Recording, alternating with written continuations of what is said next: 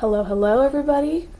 As always, we're going to wait just a couple of seconds here for people to jump on if they would like before we get started. But I want to say happy January, everybody. Happy 2023. I hope it's going well for all of you. And as we get started today, as always, my name is Evelyn. My pronouns are she, hers. I'm an education and prevention specialist with Jana's campaign, and this Purple Chair Chat will be focusing on National Stalking Awareness Month, which is January. So I'm very excited to have you all here with me, and hopefully we get to have this really great conversation to raise awareness and educate ourselves, because knowledge is power, right? Our Purple Chair Chats are live conversations instilling the knowledge, skills, and values necessary to prevent gender and relationship violence, and we use these discussions to raise awareness, engage bystanders, promote healthy and respectful relationships, as well as encourage overall the development of new social norms. And before we get going today, I want to mention I will be discussing some difficult topics regarding gender and relationship violence. So if at any point you need to, turn this live off, take a break from it, absolutely do whatever you need to take care of yourself. That's the most important thing. If you are in need of resources and you might not know who your local advocates are, please reach out to us. We will do our best to put you in contact with those right people for you. And as always, there will be resources in the comment section of this video as well. So be sure to check those out. And one more thing before we jump in, there are multiple resources in today's Purple Chair Chat content that I want to cite and give credit to. So they include the National Center for Victims of Crime, the U.S. Department of Justice, Spark, the CDC, RAIN, the Judicial Education Center, and Know It, Name It, Stop It. Okay, let's start off with some statistics. So when it comes to statistics on different topics, they really help not only to show why it's important that what we're talking about, something and getting educated on it, but they also help put into perspective just how bad something might be. I think when we think about stalking, we immediately picture maybe this creepy stranger following someone home at night, and that definitely is stalking behavior, but it's so much more than that as well. More often than not now, we're seeing stalking online through social media, especially with young people and the kind of access that they have now. So I'm going to go through some statistics that help kind of put the gravity of this issue into perspective. According to the National Intimate Partner and Sexual Violence Survey, which collects data from state and federal agencies, about 1 in 6 women and 1 in 17 men have experienced stalking in their lifetimes. And stalking starts early, so nearly 54% of female victims and 41% of male victims experience stalking before they ever turn 25. So it's super important that we get this information out to young people as well. 1 in 7 stalking victims move as a result of their victimization. So victims are put in this really horrible position of having to uproot themselves and lives that they've created with partners, with children, friends, family, all of those support systems, maybe even a job, all because they just don't feel safe anymore. 1 in 8 employed stalking victims actually loses time from work as a result of their victimization, and then more than half of those people lose 5 days of work or more. Another reason why it's important that employers, CEOs, bosses, all know this information so that they can better help and support and be understanding of their employees who might be victims of stalking. Weapons are used to harm or threaten stalking victims in 1 out of 5 cases, and that number is really high. It's a super high frequency. When it comes to cyber stalking, 38% of victims are between the ages of 18 and 30. And the second biggest group with cyber stalking is 30% between the ages of 31 and 40, and then 52% of those cyber stalking victims are single. So again, important things to keep in mind. And then lastly, almost 1/3 of stalkers have in fact stalked before. So what is stalking? Stalking is engaging in a course of conduct directed at a specific person that would cause a reasonable person to fear for his or her safety. right? Or the safety of others around them, or suffer substantial emotional distress. Now, many stalkers' behaviors might seem innocent or even desirable to outsiders, for example, sending expensive gifts, right? But the stalker's actions don't seem scary to other people, and therefore make it really difficult for the victim to explain why they're apprehensive, right? Or why they're scared, why they're fearful of these gifts. I know an example that we gave last year in our stalking awareness purple chair chat was someone sending flowers, right? Or chocolates to a person's place of work. To another colleague or to a coworker or someone else in that building, that might seem just very sweet, right? But to that victim, it might be a message of that stalker saying, I know where you work. I know where you spend your days. I know how I can reach you and how I can get to you. So it's a completely different message to the victim than it is to everyone else. Stalking can affect anyone, regardless of race, age, socioeconomic class, gender, and a majority of stalking victims are stalked by someone that they know, a current or a former intimate partner, an acquaintance, or a family member. So it's, again, important that we kind of dispel that myth that it's, a stranger that they've never met before, or that they know in absolutely no way. So let's talk about some specific stalking behaviors that we can all kind of be on the lookout for and be aware of. Number one, threatening someone, right? Or threatening that person's friends or their family. Maybe sending constant text messages and phone calls, uninvited contact at a person's home, work, or school, showing up unannounced. Leaving strange or potentially threatening items or gifts for a person, like we said, the flowers or the chocolates at someone's place of work.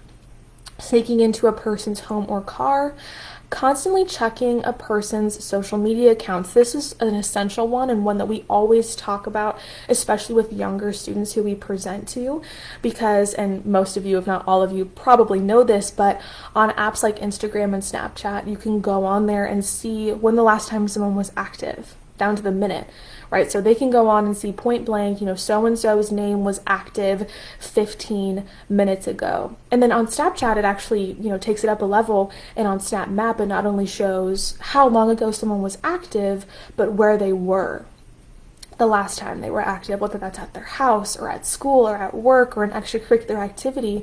So you can imagine how that can put people in some really dangerous situations if that information were to get into the wrong hands. And we always say, we're not saying this to put fear into people. We're saying this to encourage people to be mindful of who they're allowing to see what, and who they're allowing to follow them and following back. So it's just really crucial to be aware of, are your friends following you, or is it just kind of random people that are asking to be friends with you on social media? Another stalking behavior is installing video cameras that could give a stalker access to maybe someone's personal life or their work life, as well as posting threatening or personal information publicly. This is also known as doxing, if you ever heard that word before. So like posting someone's phone number, their personal cell phone number, or their address online for everyone to see, and therefore that person's safety is completely compromised and they're in a very vulnerable position. And then lastly, using tracking software or devices. And again, I know last year I talked about AirTags during this time because it was kind of one of the new things that was coming out and that was being used by people to track other people's whereabouts, right, and where they were going during the day. What I will say is that Apple has gotten better and will now immediately let someone know if an AirTag is in their vicinity that they are not, specifically connected to.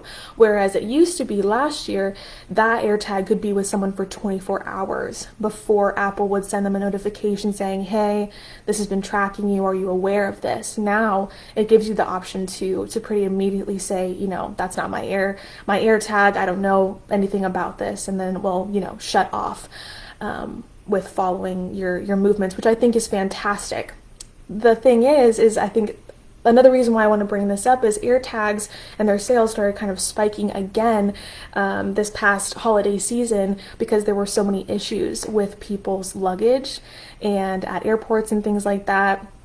kind of like those mass, I'm sure we kind of all saw them online, but those mass areas that were just filled with luggage and suitcases, and nobody could find their belongings for sometimes weeks at a time. And so individuals started purchasing air tags to put with their luggage and suitcases to be able to, better pinpoint specific locations. And that is the intended use for these air tags. However, it's still just important to know, in case someone else were to take advantage of that, put one of their air tags on someone else's suitcase, vice versa. And again, because of that spike in people purchasing air tags, Google has now come out with their version of an air tag as well, or it's in the works. So again, it's always something to be looking out for, but those are definitely tricky because, again, they are so small and they're virtually undetectable unless you know exactly what you're looking for. Now, something that caught my eye while I was doing research for this chat was that there tends to be different categories of stalkers based on their background and based on their relationship to the victim, as well as what their motive might be. So I want to talk about a few of these categories so we can be a little bit more educated about it. The first kind is called simple obsessional. And again, you might have seen these before. They might have different names from where you saw them. These were just the ones that pretty consistently were popping up for me. So simple obsessional is the most common type of stalker. This stalker is usually male, and the focus of the stalking might be an ex-wife, an ex-lover, a former boss. In intimate relationships, the stalking frequently actually starts before the breakup. And the stalking can sometimes result from that stalker feeling like he or she has been mistreated by some way, by the victim.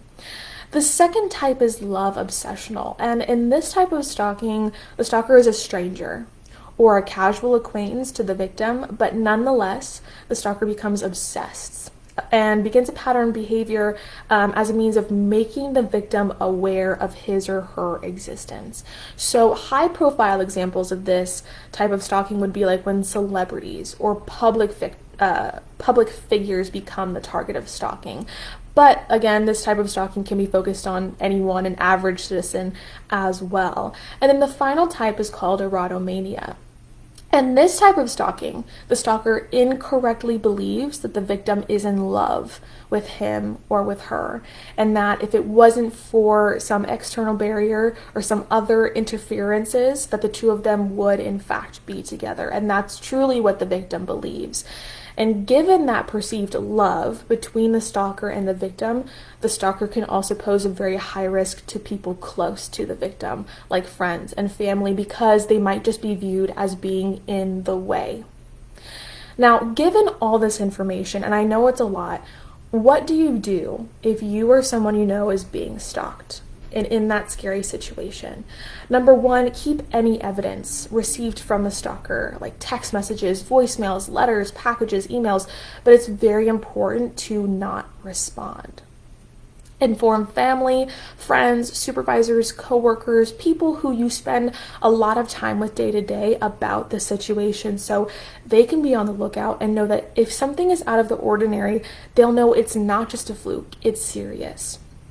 If you're aware of who your stalker is, block them on all forms of social media, Twitter, Facebook, Instagram, Snapchat, anything that you have, and consider reporting the stalking to law enforcement, as well as keeping an accurate journal or a log of all of the incidents that are connected to the stalking, because stalking is a crime in all 50 states. So if you do decide to involve law enforcement, it's great to have records of things that otherwise you might have forgotten, and just have everything really organized for those people who are going to be trying to help you. You can contact an advocate to create a safety plan. Even though victims can make a safety plan on their own, right? It's often helpful to work with a trained professional, like an advocate or like someone in law enforcement.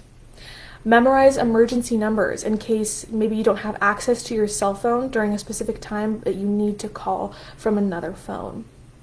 Vary your routines, including changing routes to work, to school, the grocery store, other places that you frequent, right, on a regular basis, especially if you live alone. That way, no one will be able to know your exact movements every single day down to a specific time.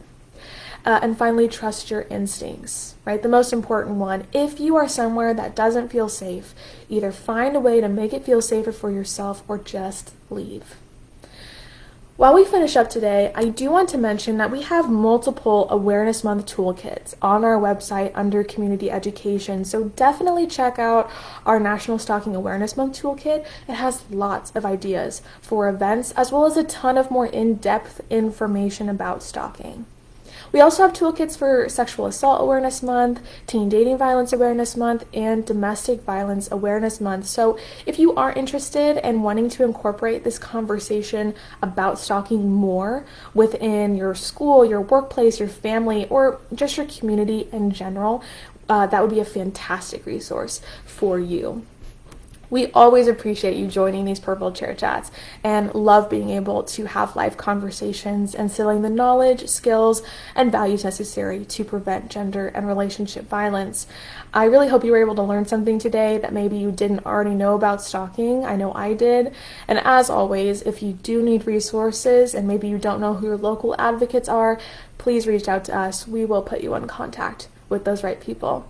For those of our followers in the Topeka area or Holton area tonight, along with the YWCA, Center for Safety and Empowerment, we will be hosting an overview presentation about human trafficking at the Evangel Church in Holton from 5 to 6 p.m. tonight. So we would love to have you join if you can. January is also Human Trafficking Awareness Month, so it is equally important that we are shining a light on that issue as well. All right. Thanks so much, everyone. It was really great to get back to these during the new year, and I will see you all next month. Bye.